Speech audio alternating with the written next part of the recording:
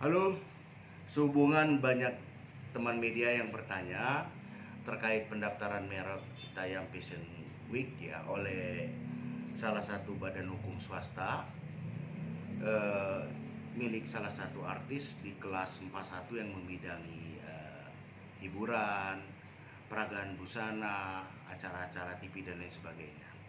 Dan karena kebetulan saya adalah konsultan kekayaan intelektual yang terdaftar di Direktorat Jenderal Keintelektual Kementerian Hukum dan Asasi Manusia Republik Indonesia, juga kebetulan saya adalah advokat. Saya pikir pendaftaran tersebut rasanya kurang etis ya. Karena prinsip pendaftaran merek itu harus diajukan oleh pemohon yang beritikat baik, tidak mengganggu ketertiban umum dan lain sebagainya. Memang prinsipnya siapapun bisa mendaftarkan merek. Tapi perlu diketahui, pendaftaran merek itu bukan berarti merek tersebut akan diterima karena akan masuk ke beberapa proses ketentuan. Contohnya begini, setelah merek itu selesai didaftarkan, maka akan masuk kepada tahapan pemeriksaan formalitas. Nah, setelah tahapan formalitas itu selesai, maka akan masuk kepada tahapan pengumuman selama 2 bulan. Tahapan pengumuman ini adalah hak publik. Artinya selama masa pengumuman siapapun dapat mengajukan keberatan, tentu dengan melengkapi surat permohonan dan bukti-bukti hukum yang ada. Nah, setelah selesai tahapan pengumuman, maka akan masuk kepada tahapan pemeriksaan substantif selama 150 hari.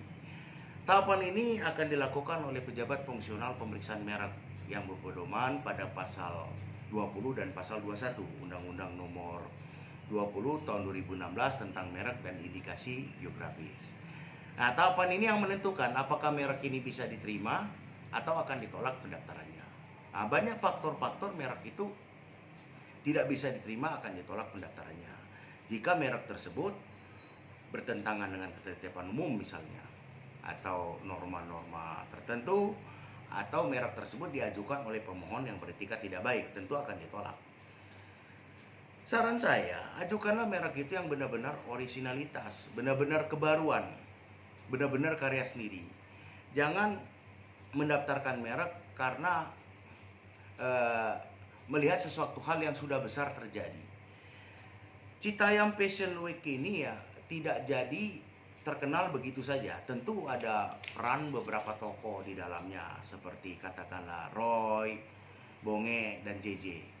Termasuk peran media yang sangat gencar mempromosikan wilayah Citayam Fashion Week. Dan perlu juga kita ketahui, wilayah Sudirman itu di mana Citayam Fashion Week itu dilakukan di Zebra Cross itu adalah wilayah publik ya, keterbukaan buat publik. Jadi sayanglah masa harus diklaim oleh seseorang. Kasihan dengan remaja-remaja di sana. Sekarang ini banyak sekali terjadi hal-hal yang positif yang lahir di sana.